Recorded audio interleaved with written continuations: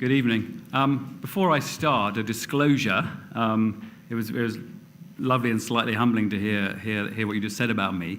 If the Southampton University keeps as good a records as I imagine it does, there's a detail in there back in 1988, 89, I guess, when I had applied to do law and I changed my mind based on my experience. But actually, the detail is that my grades weren't quite up to scratch to get into Southampton, and I went down for a conversation with a very inspirational member of the Faculty of Social Sciences, and on the back of that conversation, I squeezed in. I think my case was put to a committee. I squeezed into university.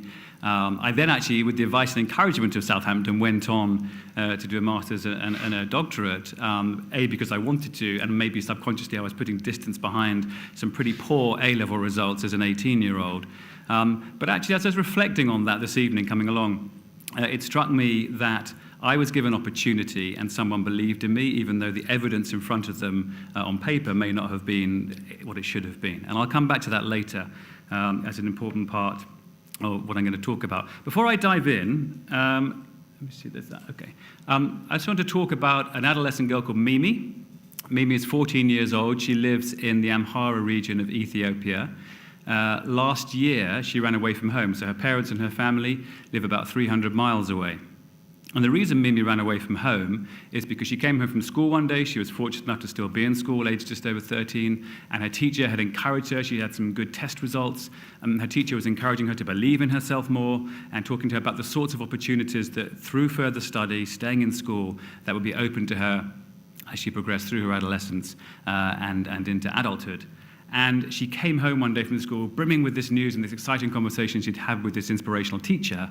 And she walked into her home, she realized something was going on. And her family was there, her grandparents were there, they were all gathered together.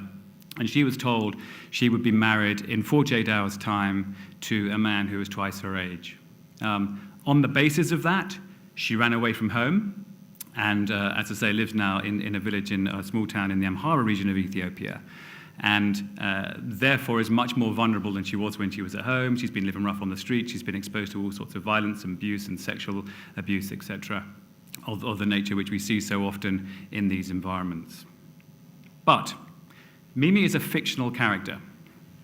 Mimi is on the left here. This is actually from 3 or 4 years ago, at the very start of a branded media platform that we've established in Ethiopia, which I'm going to explain why and how and what it hopes to achieve. So that's Mimi on the very left of the picture there. It's a girl-centered branded media platform, and what we are hoping to achieve with this platform is to change the perceptions and the norms and the underlying gender attitudes of society at large. And actually it goes right back to something Nina said right at the very start, the very first slide you put up, about different attitudes toward girls and boys. It starts at pre-birth, obviously, but then it goes right through, and it's definitely very evident through adolescent.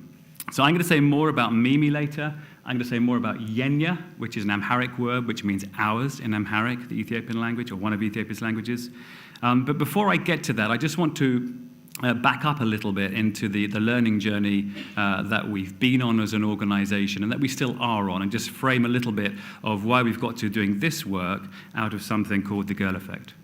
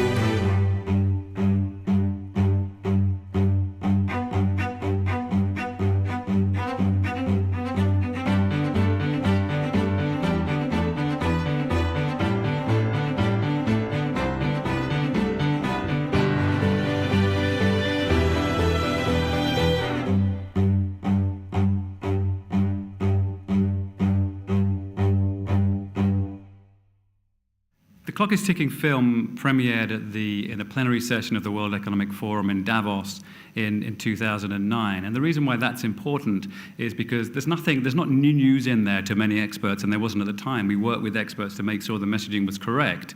But what was important was the way that the inspirational way of seeing what typically had been seen as a cohort of adolescents, which was a problem to be solved, was actually an opportunity in and of themselves, and lifting the girls out of poverty would then lift their families, communities, successive generations. And the reason why Davos was important, because it kind of comes back to some of the issues around who actually takes decisions. And then if you go to the plenary at Davos, you've actually got world leaders and CEOs of major corporations across the world who know the stuff that's in there, but haven't had it presented in such a way. So it enabled us to get access to people who we felt could really move the needle in terms of shifting, laws and policy and programs, resources, etc., across the world, both public sector, private sector, as well as media and other partners. We spent 12 years or so. That wasn't just plucked out of the blue. That was the culmination of 7 or 8 years' work, where we had done a lot of work in 80 countries with 150 partners, working with 500 girls here, 1,000 girls there, 2,000 girls there. And that was all great, and we learned a ton. And that feeds into both the Clock is Ticking video, which really is an advocacy tool to get people to recognize both the importance but the opportunity that adolescent girls present. And that's where I come back to the belief and opportunity I mentioned that someone once had in me down in Southampton, because the girl effect is essentially about belief and opportunity. And while that talks about essentially some of the supply side things that need to be there, whether it's a clinic or health service information, a school, etc., we know there's a bunch of things girls need, as well as economic security, voice and rights, and safety. But our biggest learning over the last five years or so, and it's why we've just pivoted as an organization from being a global advocacy organization to being more operational in country. Our biggest learning is even when there is the supply, as there is domestically in the UK and elsewhere, and in many developing countries, even when there's a supply, there is a clinic, there is a school, there are facilities, there are information and services. It's no good if girls can't access it. And so often where there is a school, there is a clinic, there is health information and services, adolescent girls don't know about it, or if they know about it, they don't go, or they're not allowed to go because they don't actually take the decisions in their lives about what services and opportunities they access. So our biggest insight in the last few years really was that unless you can actually change how a girl sees herself and believes in herself, and how those around her see her, and actually reframe the value of a girl in society and address the underlying social norms, then we're not actually going to sustainably crack some of these issues that we're facing in health and education and violence, etc., etc. And if you can change underlying social norms, which hold girls back, then you're going to win essentially on all of the vertical outcomes, if you like, on health, education, etc. So on the basis that you actually can't read the middle bit, you'll have to take my word for it. This is a theory. This is our theory of change, and it's a theory of change. We're not alone doing the sort of work we're doing. I think some of the ways we're doing it is unique. There are many others out there now increasingly looking at behavior change, norm change, and how you can address underlying social norms. What we're doing, working from left to right, what we're doing is building branded media platforms and using girl networks and community engagement. And I'll come on a little later to a little of the detail of how those actually work. Because we believe that if we put those into a community, into an environment, then the second column, which you can't read, is where girls and those around them start thinking differently. And working from the bottom up of that second column, that's girls first, then it's boys and those around them, families, the community, and ultimately the wider environment, the country. Because change needs to happen at every level. As already been said earlier this evening, you've got to have at the individual level and then upwards. So the first column there in the middle is about how people think differently. So girls they feel more confident. Those around them are exposed to different ideas, thinking about adolescent girls differently to they've seen them traditionally. And then the second column in the middle is actually that thinking turns to action. So both for the girls, the boys, the father, the mother, those around them, the imam, the priest, the teacher, those who actually control in a community environment and a family environment what happens to adolescent girls. And then if you have the change of understanding and belief, you have the small actions which get taken there, that then leads to the right-hand side, which is the new reality for adolescent girls. So at the center of that, you'll see agency, because at the heart of this is girls having agency, belief in themselves, value by others. But it then leads to outcomes in health, in education, in empowerment, in safety, and in economic opportunity. So just to go back to Mimi in Ethiopia. Ethiopia, our country, our home. We are a few of the 9 million teenage girls that call this place home. But not everyone is as lucky as us. Here's some facts that may surprise you. 1 in 3 of us can't read. 1 in 3 of us doesn't get to go to school. And 1 girl in every 5 says she doesn't have a single friend. Some call us the country's greatest untapped resource. We say we're just girls. Girls who are ready to shape our country's future. We are Yenya, Ethiopia's first teen brand for girls. It's an identity, a way of life, with role models to aspire to. We're already creating change, getting people excited. ደስ ይላሉ ከጠበቁት በላይ ነው የተደሰትኩት ማለት ሴቶች ልጆቻችን እናቶቻችን ሁሉ ነገሮቻችን ስለሆነ Yenya. It means ours in Amharic. Because to change things here, for girls, you have to speak to everyone. Everyone. That's why each week we produce, edit, and star in a radio drama and talk show with music at its heart, broadcasting to more than 5 million listeners. Bringing the best of Ethiopian and international talent together to create something new. The drama tells the story of 5 very different Ethiopian girls who come together to form a band. They each face their own challenges but come to realize that as a group they are stronger. The storylines of the drama bring to life issues facing girls in Ethiopia, like domestic violence and sexual harassment. We have started a conversation and everyone can join in. We're spreading the word through our army of 500 Yenya ambassadors. And creating a network of over 10,000 listening groups. And building partnerships with over 8,000 schools. ሴቶች ማህበርንም እንደዚሁ ስብሰባ ጠርቶ ግንዛቤ ፈጥሮልናል። በቃ በደንብ አድርጌ ነው ማሳደግ ያለብኝ የሚል እንትን አለኝና ትልቅ ግንዛቤ አግኝቻለሁ በዚህና ለኔ ትልቅ አሪያዬ ነው ማለት ነው የኛ ፕሮግራም። We are creating a new sound. Our sound. With lyrics that challenge the way people think about girls. It's only the beginning, but Yenya's fans are loyal, and it's getting them talking.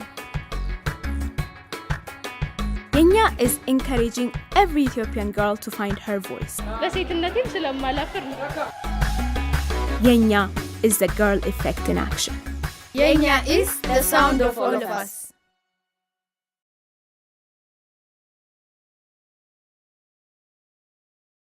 So that's Yenya in Ethiopia, and this shows what Yenya isn't, and just calls out the difference between what we're trying to do in addressing the underlying social norms and what other very good interventions do when they want to address a specific behavior and a specific issue. So here you have a girl looking at a UNICEF card, which is showing her basically how to make the water safer before she drinks it, and putting some sort of tablet in the water and making the water safer, which is changing a specific behavior, but is not even trying to address any broader social underlying issues. And just a little story on that, and where people sometimes some confusion. When the Ebola crisis took hold in West Africa, we were approached by a very large Western government, I won't say which one.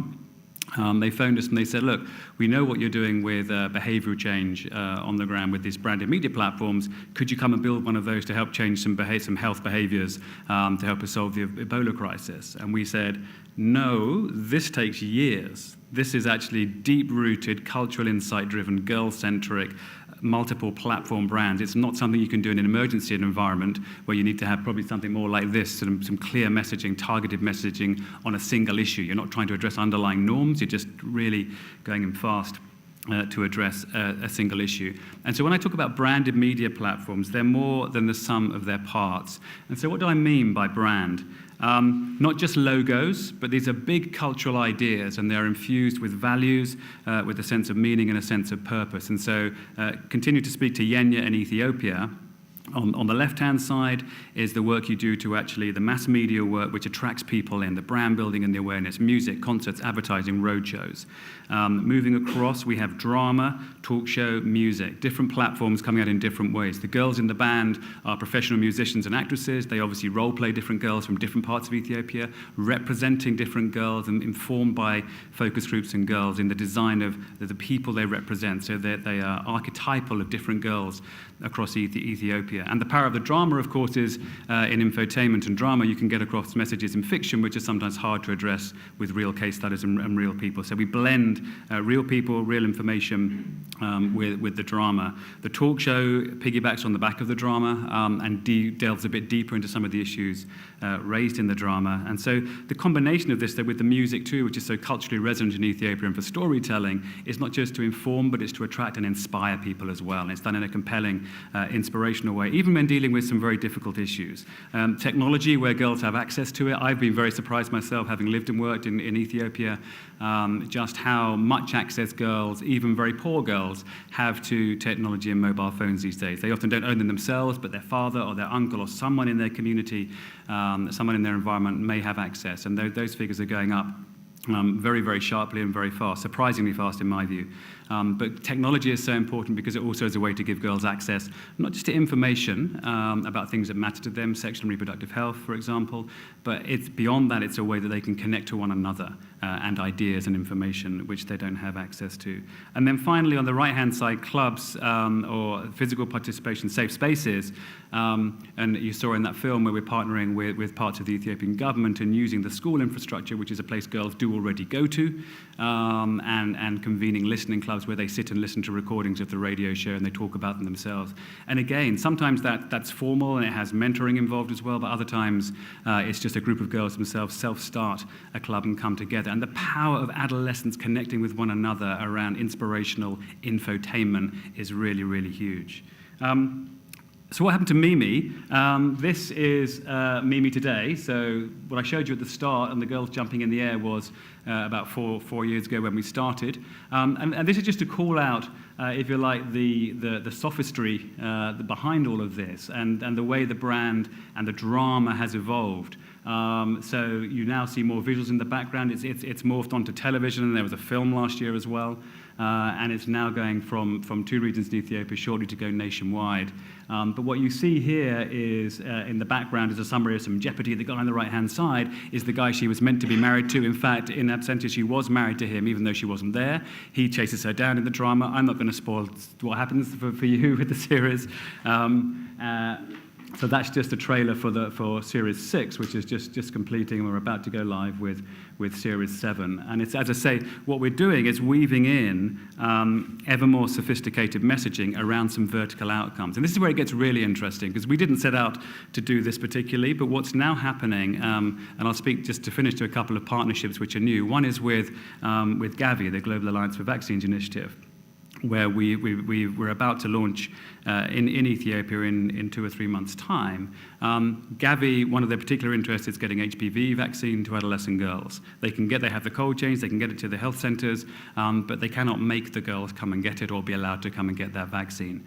And so what we're doing, they've seen the attraction of this youth brand, they've seen how youth are really engaged with it, and we've engaged not just adolescent girls, but boys and their parents, huddling around radios, listening to the drama on a Sunday afternoon.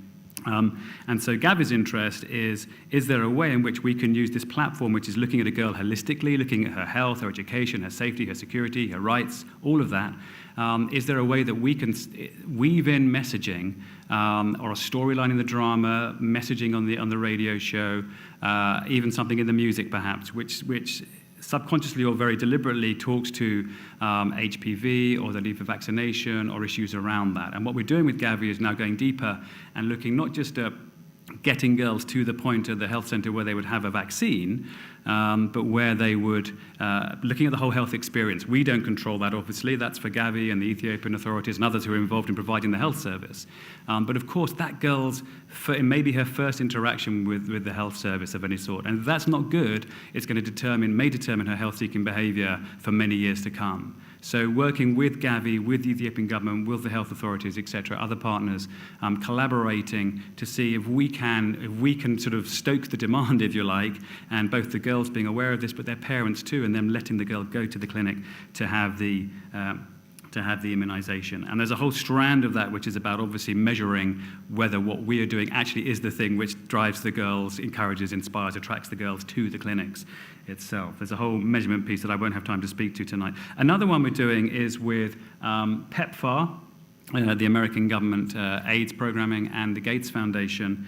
DREAMS is Determined, Resilient, Empowered, AIDS-Free, Mentored, and Safe Adolescent Girls. It's a PEPFAR initiative, and what DREAMS is trying to do is reduce HIV infections among adolescent girls in 10 countries in Africa. And what we're about to start there in the next 6 months or so is to build a brand with this particular outcome, this particular sort of vertical outcome on HIV and AIDS in mind in Malawi.